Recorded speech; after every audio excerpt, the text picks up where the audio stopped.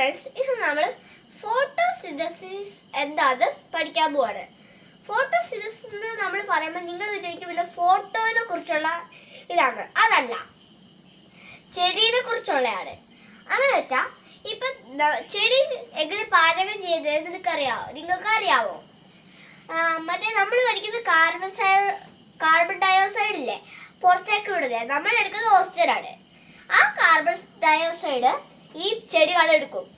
എന്നിട്ട് അതൊക്കെ വെച്ചാണ് അതിൻ്റെ അതും മറ്റേ സൂര്യൻ്റെ ഇതും കൂടി മിക്സ് ചെയ്തിട്ടാണ് അവർ പാചകം ചെയ്യുന്നത്.